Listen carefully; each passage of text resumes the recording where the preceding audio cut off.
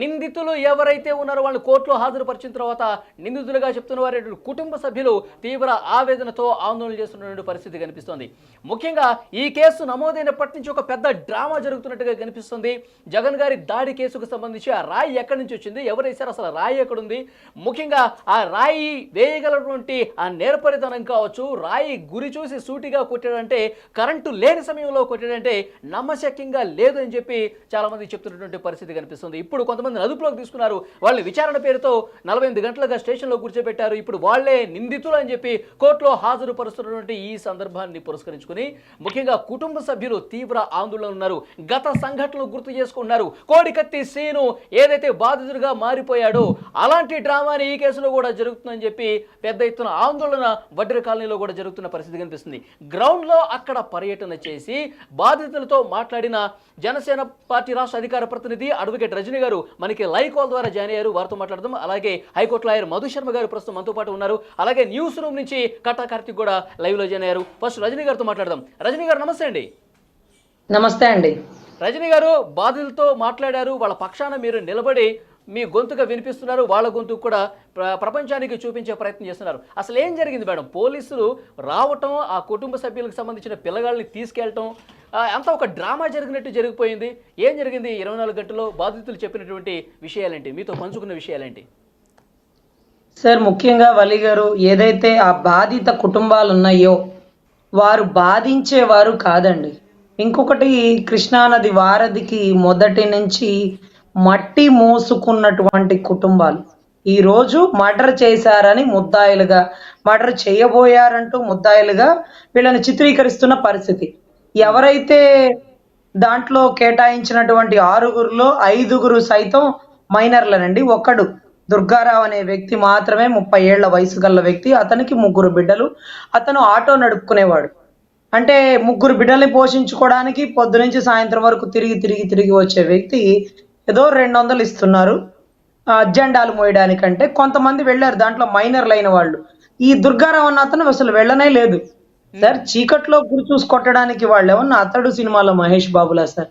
సరే, ఇంకొకటి, ఒక వ్యక్తిని అరెస్ట్ చేసేటప్పుడు ఏ ఆధారాలు పెట్టి పట్టుకున్నారంటూ నేను కన్సర్న్ డీసీపీ గారిని నిలదీస్తుంటే, మాకు తెలుసులేమ్మా, ఏం చేశారో మాకు తెలుసులే, ఏం చేయాలో మాకు తెలుసులే అన్నారు. అన్ని వాళ్ళు కరెక్ట్ గా చేసేటట్టయితే వాళ్ళ పైన న్యాయస్థానాలు ఎందుకండి? ఇక వాళ్ళ చేతుల్లో పేనుకు పెత్తనం ఇచ్చే రివాల్వర్ ఇస్తే దారి పొడుగున కాల్చుకుంటా పోయి అనుమానించిన వాళ్ళందరినీ ముద్దాయిలుగా చిత్రీకరించరు. ఇక వాదోపవాదాలు ఎందుకు, న్యాయస్థానాలు ఎందుకు, తీర్పులు ఎందుకు? సో మరొక్కసారి ఆధారాలు లేకుండా, కరెంటే లేకుండా, సీసీ కెమెరాలు లేకుండా పోలీసులకు వీళ్ళు అనిపించారట. వాళ్ళంటే ఒప్పుకున్నారంట సార్. గదిలో పెట్టి కొడితే మీరు నేనైనా ఒప్పుకుంటాం సార్. అటువంటి పరిస్థితుల్లో వారి చేతే నేరాన్ని ఒప్పించారు. వాళ్ళు నిజంగా నేరం చేస్తుంటే పారిపోయి ఉండేవారు కదా, ఆ దరిదాపుల్లో ఉండి ఉండేవాళ్ళు. నిందితుడు సతీష్ అంటున్నారు, జగన్ ని రాయి తీసి కొట్టింది సతీష్ అంటున్నారు. అక్కడ ఖాళీ స్థలంలో వేప చెట్టు ఉంటే ఆ చెట్టు చాటును నిలబడి సిమెంట్తో కూడినటువంటి రాయిని బలంగా విసిరాడు సతీష్ అని చెప్పి 2 రోజులుగా వార్త చక్కర్లు కొడతా ఉంది. సతీష్ అన్న ప్రధాన నిందితుడు సార్. అక్కడ అసలు దగ్గరలో ఒక వివేకా స్కూల్ అనేది ఏదో ఉంది సార్. స్కూల్లో 2nd ఫ్లోర్ నుంచి కొట్టారేమో అని అనుకున్నారు. తర్వాత ఆ దరిదాపుల్లో ఒక టెంపుల్ వాతావరణం అయితే ఉంది. కానీ ఈ చెట్టు ఎక్కడం ఏంటో, చెట్టు మేంచి గురి చూసి కొట్టడం ఏంటో. అసలు కురుక్షేత్రానికి ముందు అర్జునుడు కూడా ఒక పిట్టని కొట్టేటప్పుడు ఒక విలువిద్య దగ్గర బాగా నిష్ణాతులై ఉన్నారేమో. కానీ చెట్టు మేంచి రాయి గురి చూసి 1+2 ఆఫర్ ఎలా ఇచ్చాడు సార్? ఎక్కడ టెక్నాలజీ వాడారు? అదేమన్నా క్యాట్ బాల్ తో వాడారా? సిమెంట్ రాయి బలం తక్కువగా ఉంటుంది సార్. దాని ప్రభావం అంత ఉండదు సార్. అసలు రాయే దొరకలేదు సార్.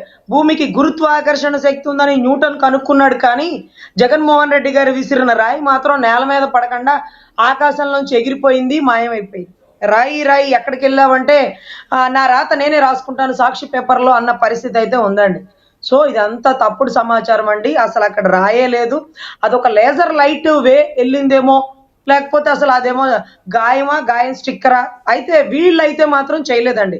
ఒరిజినల్ నేరగాళ్ళని పట్టుకోలేక వీళ్ళనే నేరగాళ్ళగా చిత్రీకరిస్తున్న పోలీసులు. నేరగాళ్ళని పట్టుకోకపోతే పోలీసుల మీద ప్రెజర్ ఎక్కువ ఉంటుంది. ముఖ్యమంత్రి గారి మీద దాడి చేసిన వాళ్ళని కూడా పట్టుకోలేకపోయారు. పోలీసులు ఫెయిల్ అయిపోయారు అన్నట్టుగా వాళ్ళు పాస్ అవడం కోసం ఎవరో ఒకళ్ళని ఆ కూటమిలోకి, లేకపోతే ఆ కుట్ర కోణంలోకి లాగిచ్చేస్తారండి. రజనీ గారు ఎవరినైతే అరెస్ట్ చేశారో ఆ కుటుంబ సభ్యులందరితో మీరు మాట్లాడారా? వాళ్ళ వర్షన్ ఏంటి? ఏం చెప్తున్నారు వాళ్ళ బాధ? సార్ చాలా మంది మైనర్లు సార్, 6గురిలో 5 మైనర్లు, ఒక్కడే దుర్గారావు కొద్దిగా మేజర్. అతను గతంలో ఎప్పుడో బోండా గారితో దిగిన ఫోటోని బట్టి సిల్వర్ స్క్రీన్ మీద చూపించి ఇతను అయి ఉండొచ్చు, ఇతనే చేపించి ఉండొచ్చు. చాలా మంది సెల్ఫీలు దిగడానికి వస్తారండి, మాతో పాటు కూడా దిగుతారు ఎంతో మంది. మరి అన్ని సార్లు ఎమ్మెల్యే మినిస్టర్ అయిన వ్యక్తితో ఫోటోలు దిగుతారు. దిగినప్పుడు ఇతనే చేపించాడు అని అతన్ని కూడా వెలుగులోకి లాగే ప్రయత్నం, టీడీపీ మీద బురద జల్లాలనే ప్రయత్నం చేస్తున్నటువంటి గౌరవ్ జగన్మోహన్ రెడ్డి గారు, ఒకవేళ బోండా గారే పేమెంట్ ఇచ్చి కొట్టించినా కొట్టగల సమర్థులు వారు కాదు. వారు కొట్టలేరు, వాళ్ళకి ఆ విద్య రాదు, వాళ్ళు మట్టి పిసుక్కుంటారు. పాపం మీ బీసీలు, మీ వడ్ర కమ్యూనిటీ వాళ్ళని ఈ రోజు నడి రోడ్డు మీదకి లాగారు. దీంట్లో బోండా గారి పాత్ర ఉంటుంది, ఆయన A1గా A2గా చిత్రీకరించే ప్రయత్నం చేస్తున్నారు. ఎనీవే, మీరు ఎంత బురద జల్లాలనుకున్నా అది అయ్యే పని కాదు. జడ్జిలు ఉన్నారు, వీళ్ళు ఎలా కొడతారు, వీళ్ళకి ఆ స్థాయి ఉందా, ఏది ఇప్పుడు కొట్టు చూపించు అంటూ జడ్జి గారు ఆ గోడ మీద ఉన్నటువంటి ఒక పోస్టర్ ఉంది కదా, దానికి సూటిగా చూసి కొట్టయ్యా నువ్వు అని అడుగుతారేమో. అతను కొట్టలేడు కదా. అరే, సూటిగా చూసి కదలకుండా ఉన్నదాన్నే కొట్టలేవు నువ్వు. చెట్టు మీద ఎక్కి కదిలే క్యాన్వాయిలు ఇద్దరిని ఒక రాయి ఎట్టగొట్టావమ్మా, ఎక్కడ నేర్చుకున్నావు అని అడగరా అండి? అంటే న్యాయస్థానాల్లో ఎవరు పోయి చూడలేరు కాబట్టి ఇలాంటి క్వశ్చన్లు కూడా ఉంటాయండి. 100% ఉంటది. ఖచ్చితంగా వాళ్ళు నేరగాళ్లు కాదన్న విషయం జడ్జి గారికి, న్యాయవాదులకి, గౌరవ్ జగన్మోహన్ రెడ్డి గారికి కూడా తెలుసు. అక్కడ దోషులే లేరండి. వీళ్ళ క్రియేటివిటీ జగన్ మాయలో ఎవరో ఒకళ్ళని పాత్రధారులను చేస్తారు. లోతైన దర్యాప్తు చేయమన్నట్టుగా కోడికత్తి సీను విషయంలో కూడా 5 ఏళ్ల తర్వాత కూడా లోతు చేయమంటున్నారు. మరి ఎంత లోతు గాయం దిగిందో, ఎన్ని కుట్లు పడ్డారో, ఒక రోజుకే లేచి లేడీలా గంతేసి మళ్ళీ స్టిక్కర్ తీయించుకొని దారి పొడుగునా క్యాన్వాయ్ చేస్తున్న జగన్మోహన్ రెడ్డి గారు, ఇక ఆపండి మీ ఆటలు, బలి చేయకండి బీసీలని. సో రజనీ గారు ప్రధానంగా వాళ్ళకి ముందు అసలు ఎటువంటి ఆధారాలు దొరకలేదు, ప్రజల్నే అడిగారు. మీ దగ్గర ఏమన్నటువంటి విజువల్స్ ఏమైనా ఉంటే, ఫోన్లో ఏమైనా రికార్డింగ్స్ ఉంటే ఇవ్వండి అని చెప్పేసి అన్నారు. సో కొంత సమాచారం తీసుకుని వాటిని నిర్ధారించుకున్న తర్వాత అరెస్ట్ చేశామని చెప్పి పోలీసుల నుంచి వస్తున్నటువంటి సమాచారం.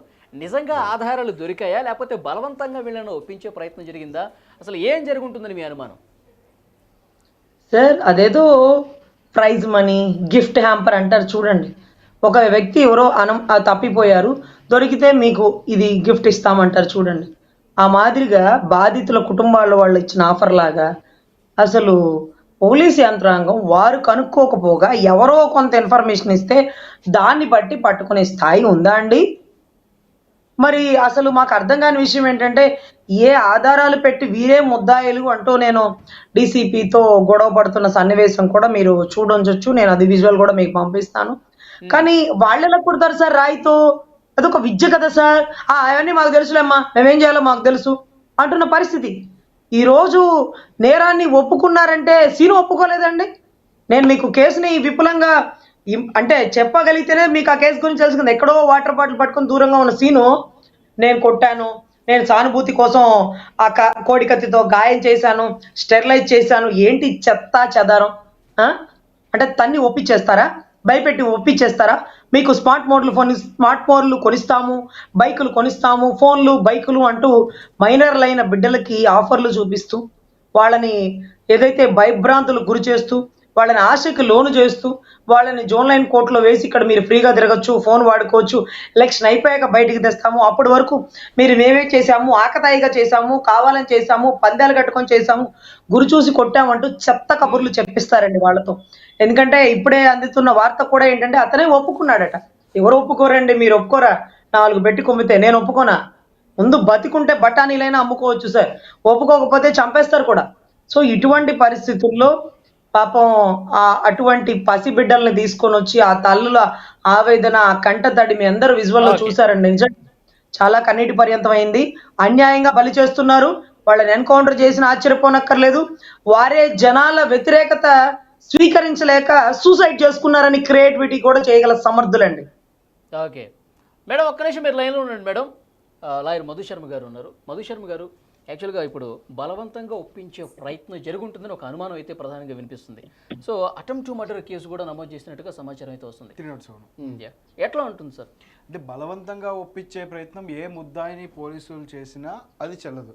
అంటే ఇక్కడ మనకి చట్టంలో ఒకటి చెప్తాం, ఏదైతే కన్ఫెషన్ అంటే వీళ్ళు చెప్పే స్టేట్మెంట్ ఏదైతే పోలీస్కి ఉంటుందో అది ఎప్పటికీ పోలీసులు వీళ్ళు చెప్పిన స్టేట్మెంట్ని బేస్ చేసుకొని తగిన ఆధారాలు కోర్టులో ప్రొడ్యూస్ చేసిన తర్వాత మాత్రమే నేరం రుజువు అవుతుంది. అంటే ఇందుకనే చట్టంలో చేయబడింది ఏంటంటే పోలీసులు ఏదైనా వీళ్ళ మీద ప్రెషర్ పెట్టచ్చు, వీళ్ళని భౌతికంగా దాడి చేయొచ్చు, వీళ్ళని లేదా భయభ్రాంతులకు గురి చేయొచ్చు అనేటువంటి అంశం మీద అలాంటివి చేసి వీళ్ళ చేత చెయ్యని నేరాన్ని కూడా ఒప్పించవచ్చు. అలాంటి అవకాశాలు ఉన్నాయి. అందుకని వీళ్ళు ఏం చెప్తారంటే ఏదైతే స్టేట్మెంటు ఓపెన్ కోర్టులో జడ్జి గారి ముందు స్టేట్మెంట్ ఇస్తారో ముద్దాయిలు ఆ స్టేట్మెంట్ మాత్రమే వ్యాలిడ్. పోలీసులకు ఇచ్చిన దాన్ని మాత్రం ప్రతిదీ వ్యాలిడ్ అని మనం చెప్పలేము. ఇంకొకటి పోలీసులకు ఒకవేళ స్టేట్మెంట్ ఇచ్చినా వాళ్ళు దానికి తగ్గ ఆధారాలు సేకరించిన తర్వాత మాత్రమే మాకు ముద్దాయి ఈ రకంగా కన్ఫెషన్ స్టేట్మెంట్ ఇచ్చాడు, సో ఈ కన్ఫెషన్ స్టేట్మెంట్ బేస్ చేసుకొని మేము ఈ ఆధారాలను సేకరించాము, ఈ ఆధారాలు కోర్టు వారి ముందు ప్రొడ్యూస్ చేస్తున్నామని చెప్పి వాళ్ళు చెప్పాలి. సో ఇక్కడ మనం గమనించుకున్నట్లయితే సో ఇప్పుడు పూర్తి స్థాయి ఆధారాల్లో వాళ్ళు విజువల్స్ ఏమైనా ప్రొడ్యూస్ చేశారంటే మనకి తెలిసినంత వరకు ఇప్పటి వరకు విజువల్స్ జీరో. ఎందుకంటే పోలీస్ వారు విజువల్స్ ఉండుంటే కనుక ఇప్పటికీ పబ్లిక్ ముందు పెట్టడానికి వాళ్ళకేమి పెద్ద అడ్డమే లేదు. అంటే డైరెక్ట్లీ వాళ్ళకున్న పవర్స్ వాళ్ళు ముందు కోర్టు ముందే ప్రొడ్యూస్ చేయొచ్చు. బట్ ఒక సీఎం స్థాయి వ్యక్తికి జరిగినప్పుడు పోలీసులు మేము ఇంత ఇన్వెస్టిగేషన్ చేశాము, సో ఇంత ఎవిడెన్స్ గ్యాదర్ చేశాము, సో వీళ్ళు దాడి ఒకటి వాళ్ళు అనుమానం వ్యక్తం చేసిన అదుపులోకి తీసుకునే ముందు కూడా ఏదైనా ఒక basic information basic technical evidence ఉంటేనే వాళ్ళు అదుపులోకి తీసుకోవాలా, విచారించాలి, అరెస్ట్ చేయాలి. కానీ అది జరిగి ఉంటుందా జరుగుంటుందా? ఖచ్చితంగా. ఇప్పుడు వీళ్ళు ఫస్ట్ అన్ఐడెంటిఫైడ్ పర్సన్స్ మీద ఎఫ్ఐఆర్ నమోదు చేసిన తర్వాత ఇమీడియట్ గా వీళ్ళని కనుక వాళ్ళు తీసుకొని ఉంటే అదుపులోకి తీసుకొని ఉంటే వాళ్ళు 24 hours లోపు వీళ్ళని మ్యాజిస్ట్రేట్ గారి ముందు ప్రొడ్యూస్ చేయాల్సిన పరిస్థితి ఏర్పడుతుంది. సో ఈ కేసులో వాళ్ళు కనుక ఇన్ కేసు 24 hours లోపు వీళ్ళని మ్యాజిస్ట్రేట్ గారి ముందు ప్రొడ్యూస్ చేయకుండా ముందుగానే వీళ్ళని డిటైన్ చేసి ఇల్లీగల్ డిటెన్షన్ కానీ ఇల్లీగల్ కస్టడీలో కానీ వాళ్ళు ఉంచినట్లయితే దానికి కూడా పోలీసులు నైతిక బాధ్యత వహించాల్సిన అవసరం ఎంతైనా ఉంటుంది ఇలాంటి కేసుల్లో. సో ఏంటంటే వాళ్ళకు ఉన్నటువంటి ఫండమెంటల్ రైట్స్ ఏదైనా ఏ వ్యక్తికైనా ఉన్నటువంటి ప్రాథమిక హక్కులు వాళ్ళకి రాజ్యాంగం కల్పించినటువంటి హక్కుల్ని కాలు రాసే అధికారం పోలీసులకి లేదు. నేను ఆ రోజు కూడా చెప్పాను ఏమని, జగన్మోహన్ రెడ్డి గారి మీద దాడి జరిగింది, రాయితో కొట్టారు అని చెప్తున్నప్పుడు రోప్ పార్టీ దగ్గర 150 meters గ్యాప్ ఉండే రోప్ పార్టీ దాటుకుని రాయి జగన్మోహన్ రెడ్డి గారి మీదకి రావాలి, చాలా హైట్ లో ఉన్నారు. జగన్మోహన్ రెడ్డి గారి మీద రాయి తగిలిన తర్వాత it's a blunder mistake, big failure in the security breach. వాళ్ళు తగిలిన తర్వాత కూడా సెక్యూరిటీ జగన్మోహన్ రెడ్డి గారికి ప్రొటెక్షన్ ఇవ్వలేదు ఇమీడియట్ గా. అంటే ఆయన్ని క్లియర్ గా విజిబుల్ గా ఉంచారు.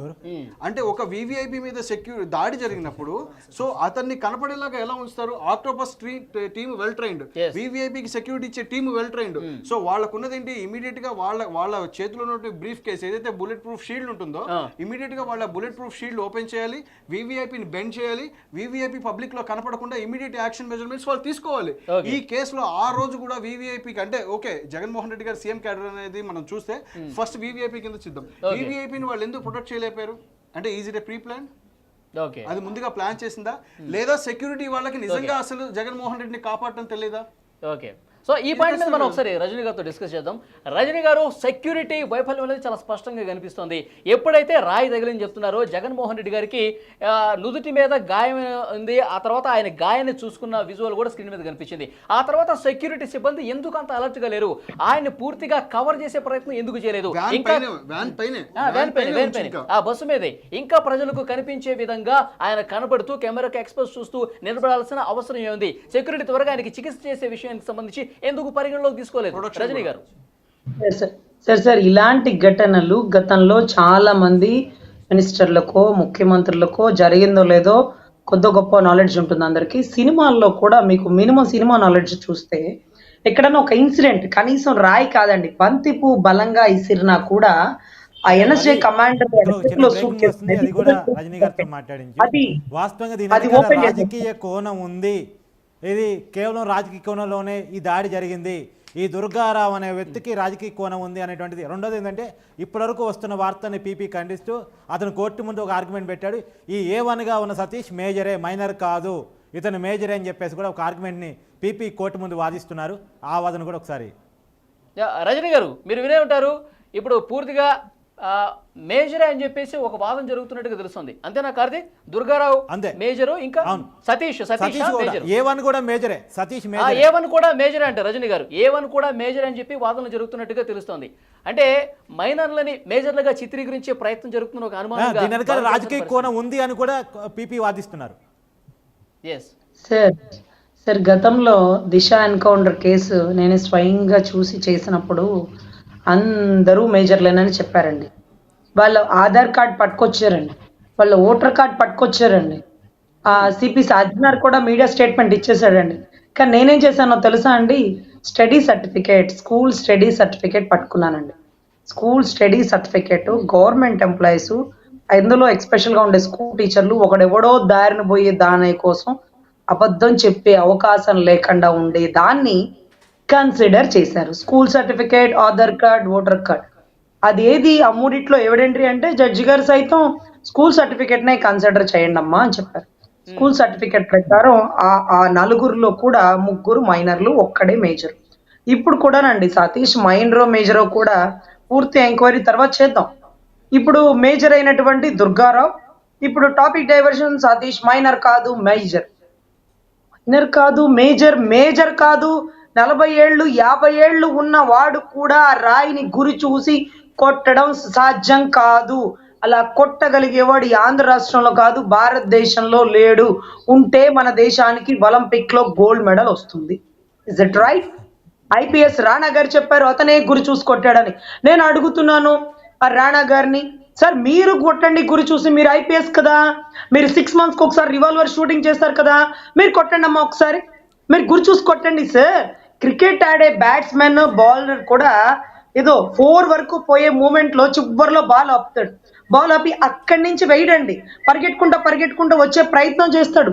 అక్కడి నుంచి ఎత్తుకేయాలా, అక్కడి నుంచి కిందకేయాలా, ఎంత యాంగిల్లో వేయాలని ఆ బౌలింగ్ బ్యాటింగ్ వాళ్ళకు కూడా నాలెడ్జ్ తక్కువే ఉంటదండి. అటువంటిది ఇది ఎట్లా పాసిబిలిటీ అయిందో, ఇంత పెద్ద జగన్ నాటకానికి తెరెందుకు లేపుతున్నారో, దీంట్లో పాపం ఈ బీసీలు, వడ్డెర కమ్యూనిటీ, మట్టి మోసుకునే వాళ్ళు, పాపం వారధి కట్టడానికి మట్టి మోసిన వారణ సైన్యం లాంటి వాళ్ళని, వీళ్ళని సైతం తెర మీదకి లాగి వాళ్ళ రాజకీయ లబ్ధి కోసం, సానుభూతి కోసం ఇది పూర్తిగా ఇరికిచ్చడమేనండి. అంటే బోండా ఉమాకి సంబంధం ఉంది. బోండా ఉమా అనుచరులే వడ్డెర కాలనీలో ఉన్నారు. వాళ్ళే ఈ కుట్రపూరితంగా ఇట్లా రాజకీయ ప్రేరేపిత చర్యగా చూస్తున్నారు. సజ్జల రామకృష్ణారెడ్డి కూడా మాట్లాడారు, ఎవరో రెచ్చగొడితేనే వీళ్ళు కొట్టారు, దీని వెనకాల బోండా ఉమా ఉన్నారు. ఏమంటారు మేడం? సార్ నేనే రెచ్చగొడతాను సార్. ఎవరినన్నా కొట్టమనండి ఆ మాదిరిగా రాయ్. ఈరోజు సజ్జల గారినే కోపం వచ్చినా కొట్టమనండి, ఆయన వల్ల అవుతుందేమో. అది మాట అనుకున్నంత తేలిక కాదు సార్. ఒక మనిషి రెచ్చగొడితే రెచ్చిపోయి 4 మాటలు అనొచ్చు, అది వాడి నోటిలో పని కాబట్టి, వాడి నోటితో పని కాబట్టి. రాయితో గురి చూసి పరిగెట్టకుండా ఎలా సార్ అలా కొడతారు? ఒక చాటు ఉండి అలా ఇసిరితే అలా పడ్డానికి, అది కనీసం బాస్కెట్ బాల్ లో బాల్ కూడా సరిగ్గా పడి చావదు కదా సార్. ఇంత ఊపుతో రావాలి, ఇన్ని అడుగులు పైకి లగవాలి, ఇంత దగ్గరలోంచి పోవాలి, లెఫ్ట్ నుంచి కొట్టాలి, రైట్ నుంచి కొట్టాలంటే పసిబిడ్డలు సార్. ఒకళ్ళ మైనర్లో మేజర్లో వాళ్ళకి ఆటో నడుపుకొని బతికే వాళ్ళు 200కి జగన్మోహన్ రెడ్డి గారు ర్యాలీ అంటే 200కి పాపం పరిగెట్టుకొని పని మానుకొని గంట సేపు నుంచోండ్రా మీకు 200 ఇస్తామంటే వచ్చిన వాళ్ళు పాపం. బోండా గారి అనుచరులు అయితే 200కి ఇక్కడికి ఎందుకు వస్తారండి? గతంలో బోండా గారు ఎన్ని వేల ఓట్లతో తేడాతో ఓడిపోయారో మీరు చూసారు కదా, చాలా తక్కువ తేడా అండి. ఆయన గ్రిప్ ఆయనకు ఉందండి. ఆయన అనుచరులు 100 కాదు 1000 ఇచ్చినా పక్కకు పోరేమో. ఈ రోజు ఆయన అనుచరులు అనడానికి ఇప్పుడు వచ్చిన ప్రతి ఓడు ఫోటో అన్న ఫోటో అన్న అడుగుతాడు, భుజమే చేసి ఫోటో దిగుతారు. దిగిన ప్రతి ఓడు అనుచరుడేనా? ఒకవేళ ఆయనే అనుచరుడైతే పక్కనోడికి 200 బేటాకి ఎందుకు పోతాడండి? సరే ఒకవేళ పోయాడే అనుకోండి, ఆ రాయేసి కొట్టడం అంత ఈజీ కాదండి. It's not an easy task. అది ఎవ్వరి వల్ల కాదు. మీరు గతంలో చూస్తే వాళ్ళ మీద ఏ నేరగాళ్ళు కాదు, ఏ నేర చరిత్ర లేదు. ఏ నేర చరిత్ర లేనివాడు ఒకే ఒకసారి ఇంత గొప్పగా ముఖ్యమంత్రి స్థాయిని కొట్టే స్థాయి ఉంటుందా? పరదాలు లేకుండా బయటికి రాని వ్యక్తి, రోడ్ల పక్కన ఉన్న చెట్లు సైతం అద్దం వస్తుందేమో, ఆ చెట్ల మీద ఎక్కి రాయి వేసేస్తారేమో అని చెట్లను సైతం ఇరక్కొట్టే ముఖ్యమంత్రి ఈ రోజు రాయి విషయంలో కూడా ఒక పెద్ద హైడ్రామా నడిచింది. రజనీ గారు మీరు అబ్జర్వ్ చేస్తే కనుక ఫస్ట్ గులక రాయి అన్నారు, తర్వాత కంకర రాయి అన్నారు, తర్వాత టైల్స్ మీద ఉన్నటువంటి రాయి ముక్క అన్నారు. ఇప్పుడు లేటెస్ట్ గా మనకి వినిపిస్తోంది అది ఇంతకుముందు మనం మాట్లాడుకున్నాం ఏ రాయి అనేది, సిమెంట్ రాయి. ఎందుకు ఇంత కన్ఫ్యూజన్ కనిపిస్తుంది? అసలు రాయి నిజంగా పడలేదని చాలా మంది అనుమానం, అసలు రాయితో కొట్టలేదని చాలా మంది అనుమానం. ఏమంటారు ఈ కన్ఫ్యూజన్కి? ఏం చెప్తారు రజనీ గారు? భూమికి ఉండే గురుత్వాకర్షణ శక్తి ఉందన్న చెప్పిన న్యూటనే మర్చిపోయాడు ఇది ఉందా లేదా అని. ఈరోజు గులకరాయ, కంకర్ రాయ, సిమెంట్ రాయ, బాల్, బ్యాట ఇదంతా ఏమన్నా జరిగి ఉంటే కదా సార్. అసలు సార్ మీరు గమనిస్తే విజువల్ మొత్తం ఒకసారి మీకు వెనకాల ప్లే చేయండి. ఆ టైంకి ఎన్ఎస్జే కమాండర్లు కింద కూర్చున్నారు, వాళ్ళిద్దరే నుంచుని ఉన్నారు. ఒక లేజర్ లైట్ ఇలా వచ్చి వెళ్ళిపోయింది. అది లేజర్ లైట్ అని ఎందుకు అంటున్నానంటే, కరెంట్ ఉంటే ఆ లైట్ కనపడదండి. కరెంట్ లేదు కాబట్టి ఆ లైట్, ఇప్పుడు నేను కూడా నా చేతిలో ఒక లైట్ ఉంటుంది, ఇలా జూమ్ చేయగానే అలా వెళ్ళిపోతుందండి వాళ్ళని టచ్ అవుతూ. జస్ట్ అంతే, వాళ్ళందరు కింద కూర్చుని ఉన్నారు. జస్ట్ ఇన్సిడెంట్ జరగగానే మొత్తం పైకి లేచారండి. సిట్ స్టాండ్ ఆట ఆడిన ఎన్ఎస్జే కమాండర్ని ఎత్తి లోపలేయండి. సరైన ప్రోటోకాల్ ఇవ్వలేనటువంటి పోలీసుల్ని సస్పెండ్ చేయండి. అంతేకాని వాళ్ళందరూ వాళ్ళ స్వామి భక్తి చూపించుకోవడం కోసం ఏంటి సార్, పాపం ఆ మట్టి పిసుక్కునే వాళ్ళని వాళ్ళ జీవితాలు నాశనం చేస్తూ వాళ్ళని బరికొనడం ఇది కరెక్ట్ కాదు సార్. మళ్ళీ మనం విజువల్ ప్లే చేస్తే ఆ రాయి అనేది రాయి కాదు, ఒక లైట్ లాంటిదే. ఆ గీత మాత్రం అసలు గాయమా, గాయం స్టిక్కరా సార్? ఎన్ని కుట్లు వేశారు సార్? అదేంటో పొరపాటును కూడా కింద తగలలేదు, ఆయనకైతే పైనే తగిలిందంట. మరి ఆయన ఎవరండి? వెల్లంపల్లి వెల్లుల్లిపై కంటికి స్టిక్కర్ అతికిచ్చేసుకున్నారు. ఆయన కన్ను పోయిందా, కన్ను ఉందా? ఆయన అసలు ప్రెస్ మీట్ కి రావట్లేదు. ఎందుకంటే ఒకటి చెప్పబోయి ఒకటి చెప్పేస్తే ఇరుక్కుపోతారని. జగన్ గారు ఎలాగో ప్రెస్ మీట్ ఇవ్వరు, అది వేరే విషయం. వెల్లంపల్లి గారిని కూడా ప్రెస్ మీట్లు ఇవ్వద్దన్నారు. ఎందుకంటే రిపోర్టర్లు అడిగే మీరు ఎందుకున్నారు? ఇవన్నీ సమాధానాలు చెప్పలేదు. పెట్టగానే కొన్ని ప్రశ్నలతో నేను చాలా సవాల్ విసిరాను. సిపి గారు అవసరమైతే నిద్రపోకుండా నేను వాళ్ళు ఇదే లైవ్లో ఉంటాం, మేము కొన్ని ప్రశ్నలు మీరు చెప్పినటువంటి ప్రెస్ మీట్లో మీరు చెప్పిన వాటికి కొన్ని ప్రశ్నలు వేస్తున్నామని చెప్పేసి కొన్ని అనుమానాలు లేవనెత్తిన తర్వాత వాటికి సమాధానం చెప్పబడిద్దని నిన్న కూడా సిపి ప్రెస్ మీట్ అనౌన్స్ చేసి మీడియా ముందు నిందితుల్ని మేము ప్రొడ్యూస్ చేయబోతున్నాం అనౌన్స్ చేసి మనం టీవీ ఒక వీడియో రిలీజ్ చేసిన తర్వాత మేము కొన్ని ప్రశ్నలు రిలీజ్ చేసిన తర్వాత సిపి గారు ప్రెస్ మీట్ని తప్పించేసుకొని ఇవాళ కోర్టు ముందు ప్రొడ్యూస్ చేశారు. ఇంకోటి మేడం, మీరు లేవనెత్తాల్సిన పాయింట్ కూడా, అతను వాళ్ళని అదుపులో తీసుకుని 24 గంటల్లోపు కోర్టు ముందు ప్రొడ్యూస్ చేయలేదు. దాదాపు 48 గంటల తర్వాత వాళ్ళని కోర్టు ముందు ప్రొడ్యూస్ చేశారు. ఇది అన్యాయం, అక్రమం. ఇంకోటి ఏంటంటే అసలు నిందితులను వదిలేసి ఇప్పుడు సీఎంకి సెక్యూరిటీ ఇవ్వలేని పోలీసులను వదిలేసి ఈ ఎవరైతే ప్రెస్ మీట్ పెట్టి పొదపుదాకా మాట్లాడుతున్నాడో ఈ సిపి ఫస్ట్ ముద్దాయిగా ఉండాలి. ఎందుకంటే ఈ ప్రీ ఫెడ్యూల్ షెడ్యూల్ ముందే అనౌన్స్ చేయబడ్డ షెడ్యూల్లో 1480 మంది పోలీసులను పెట్టుకొని 300 ట్రాఫిక్ పోలీసులు అదనంగా పెట్టుకొని మొత్తం 1780 మంది పోలీసులను పెట్టుకొని అసలు దొంగని ఆ రోజు రాయిసినోని పట్టుకోవడం చేతగాని ఆ సిపిని సస్పెండ్ చేయాలి కదా. మీరు లేవనెత్తారు ఒక పాయింట్, ఆ రోజు కూడా మేము లేవనెత్తాం.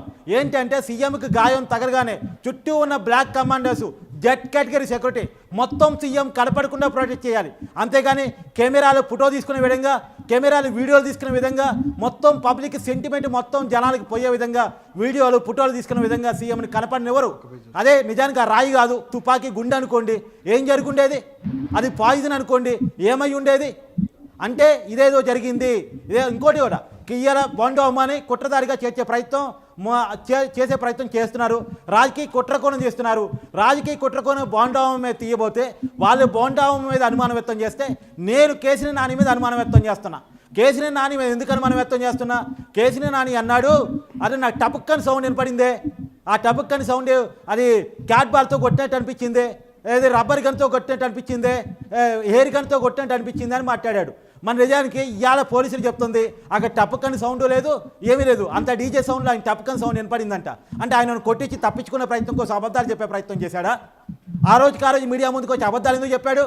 ఆయనకి వైసీపీలో చేరటం ఇష్టం లేదు, విజయవాడ ఎంపీగా గెలవలేడు కాబట్టి జగన్ కొట్టేయండి సరే, సింపతి క్రియేట్ చేసుకుని సరే ఈసారికి నేను వైసీపీ ఎంపీగా గెలిచి తర్వాత బీజేపీ పార్టీలో పోదాం అనుకున్నాడా, లేదా ఉన్నంతలో వైసీపీ పార్టీలో ఉందాం అనుకున్నాడు.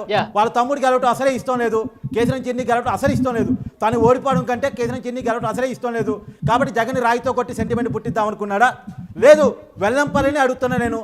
వెల్లంపల్లి వాస్తవంగా ఆ సీటు కాదు, విజయవాడ సెంట్రల్కి వచ్చాడు, మళ్ళా ఇస్తుని కరేపాకలా తీసి పడేసి ఉన్న ఆయన్ని పక్కన పెట్టేసి వచ్చాడు. ఆయన బోండావం మీద గెలిచే పరిస్థితి లేదు, అందుకని ఇలా బోండావం ఇరికించే ప్రయత్నం చేస్తున్నారా? స్ట్రైట్గా అడుగుతున్నా సార్, ఇవన్నీ వద్దు, రాజకీయాలు నేను మాట్లాడను, స్ట్రైట్గా కొన్ని క్వశ్చన్స్ వేస్తున్నాను. ఆ రోజు సీఎంకి సెక్యూరిటీ ఇవ్వలేని సిపిని ఎందుకు సస్పెండ్ చేయలేదు? సీఎంకి సెక్యూరిటీ ఇవ్వలేని జెడ్ కేటగిరీ పోలీసులను ఎందుకు సస్పెండ్ చేయలేదు? వాళ్ళ మీద కదా కేసులు బుక్ చేయాల్సింది. ఈరోజు అనుమానం వ్యక్తం చేసి చంద్రబాబు మీద, పవన్ కళ్యాణ్ మీద వైసీపీ క్యాడర్ రెచ్చగొట్టి అరే వీళ్ళేరా జగన్ మీద రాళ్ళేపించిందని చెప్పేసి స్టేట్మెంట్లు ఇచ్చి వైసీపీ క్యాడర్ చేత పవన్ కళ్యాణ్ మీద, చంద్రబాబు మీద రాళ్ళేపించిన వాళ్ళ మీద కేసులు ఎందుకు పెట్టలేదు? వాళ్ళని పురుగొల్పిన అంబటి రాంబాబు మీద, మంత్రి రోజా మీద ఎందుకు కేసులు పెట్టలేదు? రెండోది, ఆ రోజు వాళ్ళే చెప్తున్నారు మాకు 300 మగవాళ్ళకి 200 ఆడవాళ్ళకి ఇచ్చేసి మమ్మల్ని వైసీపీ జెండాలు పట్టుకోమని రైల్లో నించోమన్నారని చెప్పారు. అంటే మొత్తం సిపిఐ చెప్పిన లెక్క ప్రకారం 6,000 మంది, 5,000 మంది నుంచి 6,000 మంది అక్కడికి వచ్చారు అని. అంటే దాదాపు ఒక 4,000 మంది మగవాళ్ళు ఉంటే 400 ఇంటూ 4,000 ఇంటూ 300 12 లక్షలు. తర్వాత ఒక 2,000 మంది మహిళలు ఉంటే 2,000 ఇంటూ 200 నాలుగు లక్షలు అంటే మొత్తం 16 లక్షల రూపాయలు ఆ రోజు వైసీపీ ఆ సభ కోసం ఆ జనాన్ని సమీకరించడం కోసం ఖర్చు పెట్టిందని అర్థం. మరి ఆ 16 లక్షల ఎన్నికలు దాంట్లో లెక్కలు చెప్తారా? అది బ్లాక్ మనీనా వైట్ మనీనా? ఓకే, ఒక్కొక్క ఎమ్మెల్యేకి 40 లక్షలు మాత్రమే ఖర్చు కట్టకర్తికి రాజకీయంగా పలు అనుమానాలు వ్యక్తమవుతున్న ప్రస్తుత పరిస్థితుల్లో సో ఈ అనుమానాన్ని డే 1 నుంచి మనం లేవనెత్తున్నాం. రజనీ గారు రాజకీయంగా ప్రేరేపిత చర్యలుగా ఈ ఉదాహరణలు కట్టకర్తికి మన ముందు ఇచ్చారు. సో ఏదైతే డే 1 నుంచి కూడా అసలు రాయి ఎక్కడ పోయింది, రాజకీయంగా కనిపిస్తున్నటువంటి అనుమానాలు రాయి చుట్టూ కూడా మనం కథలు నడిపాం. విషయం ఏంటంటే ఈ దేశంలో ఈ ప్రపంచంలో ఈ దేశం వదిలేయండి, ఈ ప్రపంచంలో ఏ నేరం జరిగినా ఆ నేరంలో ఉపయోగించిన ఆయుధాన్ని ఖచ్చితంగా పోలీసులు హ్యాండ్ ఓవర్ చేసుకుంటారు. అది ప్రైమరీ. కానీ ఇక్కడ రాయినందుకు హ్యాండ్ ఓవర్ చేసుకోలేదు, రాయినందుకు వెతకలేదు, రాయినందుకు పట్టుకోలేదు. కార్తిక్ గారు, ఇక్కడ ఒక ముఖ్యమైన విషయం ఏంటంటే అది ఐడెంటిఫైడ్ ఆబ్జెక్టా అన్ఐడెంటిఫైడ్ ఆబ్జెక్ట్ అనేది పోలీస్ వాళ్ళు ఎంతవరకు కూడా చెప్పట్లేదు. అది రాయి అని చెప్తున్నారు కానీ అది ఐడెంటిఫైడా అన్ఐడెంటిఫైడ్ ఆబ్జెక్ట్ అనేది కూడా ప్రస్తావించట్లేదు. సో ఇది ఇంత వీళ్ళు వెల్ ట్రైన్డ్ అయ్యి ఒక్కొక్కళ్ళు ఇంత ఇన్వెస్టిగేషన్ ప్రొసీజర్స్ లో ఇంత ఎక్స్పీరియన్స్ ఉన్న పోలీస్ అధికారులు రేపొద్దున చార్జ్ షీట్ లో ఏమని పెడతారు, ఏం ఎవిడెన్స్ ప్రొడ్యూస్ చేస్తారు, ఏ ఆబ్జెక్ట్ యూజ్ చేస్తారని చెప్తారు. ఆబ్జెక్ట్ ఐడెంటిఫై చేయాలి కదా ఇప్పటి వరకు. రజనీ గారు మీరేం చెప్తారు రాయి గురించి? అసలు దాన్ని వెలికి తీసి ప్రజల ముందు పెట్టాల్సిన అవసరం ఉంది. నిజంగా రాయితో దాడి చేస్తే ఏ రాయితో కొట్టారనేది ఇప్పుడు కటాకార్తీకు లేవనెత్తినటువంటి రాజకీయపు అనుమానాలు ఏం చెప్తారు మేడం? సార్ రాయి ఎక్కడికి వెళ్ళావు అంటే ఏమో ఎక్కడికి వెళ్ళానో తెలియదు కానీ ఎక్కడి నుంచి వచ్చానో తెలుసు, తాడేపల్లి ప్యాలెస్ నుంచి అంటది. అంటే కత్తిపోయే రాయి వచ్చే డామ్ డామ్ డామ్ అన్నట్టుగా కోడికత్తి సీన్ లో కత్తిపోయింది, మళ్ళీ ఇప్పుడు ఫ్రెష్ గా రాయి వచ్చింది. ఇందాక కార్తీక్ ఏదైతే కార్తీక్ చెప్తున్నారో ఆయన అంటారు సిపి అబద్ధం చెప్తున్నాడు, సిపిని వదలొద్దు మేడం అంటారు. సార్ సిపి సజ్జనర్ గారి కేసు గుర్తుంది మీకు, దిశ ఎన్కౌంటర్ కేసులో ప్రెస్ మీట్ చేసి వాళ్ళ 5గురిలో మొత్తం మేజర్లు అని చెప్పిన సిపి సజ్జనర్ గారు ఈ రోజు కూడా కోర్టు చుట్టూనే తిరుగుతున్నారండి, ఎక్కడికి పోరు వీళ్ళు. అదే రకంగా ఈ రోజు ప్రెస్ మీట్ పెట్టి గొడ్డలిపోటుని గుండెపోటు అన్న విజయసాయి రెడ్డి గారు కూడా ఆ గండ్రగొడ్డలి కేసుల్లో ఆయన 1 ఆఫ్ ద నెంబర్ అండి. ప్రెస్ మీట్ అంటే నీకు తెలిసిన ఆధారాలు చెప్పడమే కాదు, ఎవరో చెప్పిన ఆధారాలు నువ్వు చెప్తున్నావు. నీకెవరు చెప్పారు, నీకెప్పుడు చెప్పారు, నీకెలా తెలుసు, ఇన్ని క్వశ్చన్స్ ఉంటాయి. మీరు ఇందాక చెప్పారు కేసునే నాని టపక్మని శబ్దం వచ్చింది, పటక్మని ఇంకోటి మోగింది అన్నట్టుగా. సార్ ఆయన అక్కడ పైన ఉంటే ఆ రాయి ఆయనకి తగలకండి వీళ్ళిద్దరికి ఎందుకు తగిలింది? ఆయన దగ్గరలో ఉంటే ఏదైతే సిపి గారికి తెలియని విషయం అక్కడున్న ఎన్ఎస్జే కమాండర్కి పోలీసులకు తెలియని విషయం ఆయనకి మాత్రమే ఎలా తెలిసింది? మరి ఆయన ఎమ్మెల్యే ఎంపీగా వదిలేసి ఒక పోలీస్ యూనిఫామ్ వేసుకొని ఉద్యోగంలో చేరిపోవచ్చు కదా సార్. ఇవంతా కూడా ఎవిడెంటరీ రికార్డ్ అండి. ఈ రోజు చిన్ని ఏదైతే నాని గారు చెప్పిందో, కేసునే నాని గారు చెప్పిందో, అదే రకంగా ఏదైతే సిపి గారు ఒకసారి వచ్చి ప్రెస్ మీట్ పెట్టి వాళ్ళే కొట్టారు, వాళ్ళే నువ్వు కొట్టవయా, వాళ్ళని తీసే నువ్వు కొట్టు, నీకు చేతనొచ్చు కదా రివాల్వర్ షూటింగ్ గురి చూసి కొట్టు, నువ్వు కొట్టు, నీ వల్ల అయితే వాళ్ళే చేశారు నువ్వు ఒప్పుకుంటావు, నువ్వు కొట్టు. కదిలే ఒక వస్తువుని కొట్టాలంటే ఎంత నిష్ణాతులై ఉండాలా? అది రాష్ట్రంలోనే ఎవరు లేరు. ఎందుకంటే రివాల్వర్ షూటింగ్ లో రాష్ట్రంలో ఎన్నో వెనక స్థాయిలో ఉందట మన రాష్ట్రం. అంత రివాల్వర్ షూటింగ్ లో కూడా ఆగున్న దాన్ని కొడతారు, పరిగెట్టేదాన్ని కొట్టలేరు. కానీ ఇక్కడ వెళ్ళిపోతున్న వెహికల్లో చీకట్లో గురి చూసుకొట్టాడంటే అతడుకు మించిన అతడు మహేష్ బాబు ఎవరు అంటే ఈరోజు సిపి గారు పట్టుకోవాలండి. అంతేగాని పనికిరాని చెత్త ప్రెస్ మీట్లు, ఆధారాలు లేని ప్రెస్ మీట్లు, ఆధారాలు లేకుండా పాపం వీళ్ళ 5గురిని లోపలేయడం అనేది కరెక్ట్ కాదు సార్. ఇందాక ప్రెస్ మీట్ పెడతాం అనుకున్నారంటే కోర్టులో హాజరుపరిచే ముందే ఇప్పటివరకు చేసినటువంటి ఇన్వెస్టిగేషన్ కావచ్చు, నిందితులను అసలు ఏ విధంగా కనిపెట్టామన్న దానికి సంబంధించి కావచ్చు, వీళ్ళే నిందితులు అని చెప్పడానికి వాళ్ళు సంపాదించిన ఆధారాలు కావచ్చు, వీటన్నిటిని ముందు పెట్టుకుని నిందితుల్ని మీడియా ముందు ప్రవేశపెడతారని చెప్పి మొదట పెద్ద ఎత్తున చర్చ జరిగింది. కొంతమంది మీడియా పీపుల్ కూడా సిపి గారు ప్రెస్ మీట్ కోసం వెయిట్ చేశారు, కానీ అలాంటిది ఏమీ లేదు. వాళ్ళు ఎందుకు మరి అంటే మీడియాని ఫేస్ చేసేటువంటి పరిస్థితి లేకనే వాళ్ళు రాలేదని ఒక అనుమానం వ్యక్తమవుతుంది. నేరుగా కోర్టులో హాజరుపరిచిన పరిస్థితి కనిపిస్తుంది. ఇప్పుడు ప్రజలు నిజంగా సతీష్, దుర్గారావు వీళ్లే నిందితులా, వీళ్లే దాడి చేశారా, వీళ్లే ఆ సిమెంట్ రాయని చెప్తున్నారు, వాళ్లే విసిరారా, అంత దూరంలో ఉండి అంత చీకట్లో అంత టాప్ లో ఉన్నటువంటి ముఖ్యమంత్రి జగన్మోహన్ రెడ్డి గారిని కొట్టగలిగారా? వీటన్నిటికి సంబంధించి పూర్తి ఆధారాలతో ప్రజల ముందు పెట్టాల్సిన అవసరం ఉంది కదా. రజనీ గారు ఏమంటారు? సార్ ఇందాక కార్తీక్ చెప్పినట్టు, అడ్వకేట్ గారు చెప్పినట్టు అసలు ఐటమే సీజ్ చేయలేదంటే మీరు చెప్పండి. 5 సంవత్సరాలు నడుస్తున్న గండ్రగొడ్డలో గొడ్డలు దొరకల, మర్డర్ చేసిన వాళ్ళు చిన్నగా ఒకరి తర్వాత ఒకళ్ళు వస్తారు కానీ గొడ్డలే దొరకలే. మీరు ఇంకా గులకరాయ ఎదుగుతారేంటి సార్? గొడ్డలే దొరకకుండా గులకరాయ దొరికిద్దా? ఇప్పుడు ఛార్జ్ షీట్ ఫ్రేమ్ చేస్తారు, సార్ని అడగండి. ఛార్జ్ షీట్ లో పలానా అతను 2 రోజుల ముందుగానే ప్లాన్ వేసి ఆ దరిదాపుల్లో ముందుగానే చెట్టెక్కి చెట్టు మీద నుంచి గురి చూసి కొట్టగలనా అని ప్రాక్టీస్ చేసుకొని సీన్ రీకన్స్ట్రక్షన్ చేయగలరా, సీన్ అప్పటికప్పుడే సీజ్ చేశారా, ఏదైనా దొంగతనం జరిగితే ఇమీడియట్ గా ఏరియా అంతా సీజ్ చేస్తారు. అదే నిజంగా గాయం తగిలి పొరపాటున ఎవడో దారిని పోయే దానయ్యే కొట్టుంటే గజ గజ గజ వణిగిపోయి గౌరవ్ జగన్మోహన్ రెడ్డి అక్కడి నుంచి బస్సు వెళ్ళిపోయేదండి. బస్సు ఎందుకు వెళ్ళలేదు? కొట్టినోడు మనోడే, కొట్టించుకున్నోడు మనోళ్లే. అసలు రాయి ఉందా, ఇదంతా స్క్రిప్టా, లేకపోతే లేజర్ లైట్ వెళ్ళి రావడాన్ని వాళ్ళు స్టిక్కర్ అతికిచ్చేసుకోగానే అది బ్లడ్ గారిపోవడంలా ఇవన్నీ ఏమైనా ఉన్నాయో బహుశా ఇవన్నీ అయితే తెలియదు. కానీ లేజర్ లైట్ అంటే కొంచెం గాఢత కలిగిన లైట్ వేస్తే గాయం కలిగే పరిస్థితి ఉంటుందా నుదుటి మీద? సార్ గాయాలు అవన్నీ ఉండదు సార్, ఇదంతా గాయం స్టిక్కర్లు సార్. మీరు పోయి ఏమైనా చేత్తో చూసారా, లేకపోతే రిపోర్టర్లు చూసారా, కార్తీక్ గారు ఏమైనా చూసారా? ఏదో ఏమైనా చూసారా? 2-3 కుట్లు కూడా పడ్డాయి అంటున్నారు కదా ప్రభుత్వ ఆసుపత్రికి వెళ్తే. అమ్మ బాబోయ్ సార్, అసలు ఒక గాయం తీసుకుంటే రక్తం ఆరకుండా కారితే అక్కడ తుడిచి అప్పటికప్పుడే కుట్లేస్తారు. అంతేగాని 4 గంటల తర్వాత కుట్లేయడానికి దొంగలు పడ్డ 6 నెలల తర్వాత కుక్కలు మొరిగినట్టుగా ఆయన అది కూడా గవర్నమెంట్ హాస్పిటల్కే వెళ్ళాడు. పోయినసారి నేను ఏకేశాను, అదేంటి వైజాగ్ లో ట్రీట్మెంట్ తీసుకోకుండా హైదరాబాద్ లో ఒక క్లియర్ గా తెలుసు జగన్ గారికి నిజంగానే గాయం అయింది, రాయి తగిలింది, వెల్లంపల్లి గారికి జగన్ గారికి గాయం అయింది. వెంటనే ఏం చేస్తారు సెక్యూరిటీ వాళ్ళు, తీసుకుపోయి ఆయన కుట్లు అవసరం అయితే వెంటనే హాస్పిటల్ తీసుకెళ్తారు. కానీ ప్లాస్టర్ వేసి 1 గంట ప్రచారం చేసుకొని ఇచ్చి గంట తర్వాత హాస్పిటల్ తీసుకొని ఇస్తారా? అలా సెక్యూరిటీ ఒప్పుకుంటుందా? జగన్ గారికి ఇష్టమన్నా ఇష్టం లేకపోయినా వెంటనే హాస్పిటల్ తీసుకెళ్ళి కుట్లు వేపిస్తారు. నిజంగా 3 కుట్లు పడదే నిజమైతే అంత పెద్ద గాయం జగన్ గారి జరిగితే గంట పాటు ప్రచారం చేసుకోవడం ఎలా సాధ్యమైంది? ఆయన స్టిక్కర్ వేసుకొని అది వేసుకొని గంట పాటు జనంలో ఎలా తిరిగారు? అసలే తర్వాత రోజు ప్రచారం అసలే చేయొద్దు అన్న వ్యక్తి అప్పుడు గంట పాటు మాత్రం ప్రచారం చేశారా? ఇది ఎలా సాధ్యమైంది? కార్తీక్ గారు ఎలా పర్మిషన్ ఇచ్చారు? కార్తీక్ గారు దీన్ని మనం మొదటి రోజు నుంచి ఇదే మాట మాట్లాడుతున్నాం. అవును, మంగళగిరిలో ఉన్నటువంటి ఆక్టోపస్ టీము జగన్ గారికి సెక్యూరిటీ ఇస్తోంది. ఈ ఆక్టోపస్ టీమ్ సెక్యూరిటీ మంగళగిరిలో ఎయిమ్స్ ఆపోజిట్ లో ఉన్నటువంటి ఆక్టోపస్ టీమ్ సెక్యూరిటీ ఇస్తున్నప్పుడు ఇంతవరకు ఆక్టోపస్ ఐజీ కూడా కనీసం మాట్లాడలేకపోయాడు. ఇంతవరకు ఆక్టోపస్ ఐజీ కూడా బయటకు వచ్చి మాట్లాడలేపారు.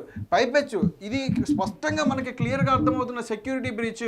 ఇన్సిడెంట్ అయిన తర్వాత వివిఐపిని పబ్లిక్ విజిబిలిటీ ఉంచారు, అలాంటిది ఓపెన్ స్పేస్లో ఆ వ్యాన్ పైన బస్ పైన అంతసేపు విజిబిలిటీయా?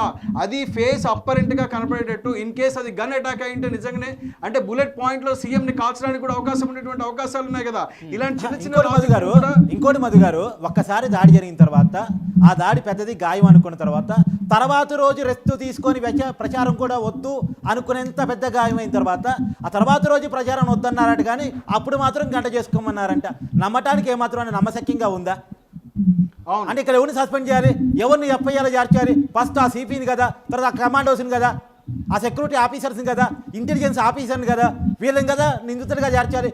A1 వీళ్ళు కదా, A2 వీళ్ళు కదా, A3 వీళ్ళు కదా. మరి సతీష్ని ఎందుకు చేర్చారు? ఇంకొకటి ఏంటంటే ఇప్పుడు ఒక్కతను అటాక్ చేశాడు కాబట్టి మనం ఇప్పుడు ఒక్కతని మీద పడుతున్నారు. ఇన్ కేస్ అంతసేపు వివిఐపిని విజిబుల్గా ఉంచి సీఎంకి అంతసేపు పబ్లిక్లో ఉంచినప్పుడు ఇన్ కేస్ అది మాబ్ అటాక్ అయింటే, గుంపుగా దాడి చేసిన పరిస్థితులు తలెత్తుంటే? ఒక్క నిమిషం మీరు ఒక్క నిమిషం వెయిట్ చేయండి. బ్రేకింగ్ న్యూస్ మనకు అందుతోంది. పోలీసులు వినిపించినటువంటి వాదనకు సంబంధించి లేటెస్ట్ బ్రేకింగ్ న్యూస్ వినిపిస్తున్నాను. జగన్ను హత్య చేసేందుకు పదునైన రాయితో దాడి చేశాడు.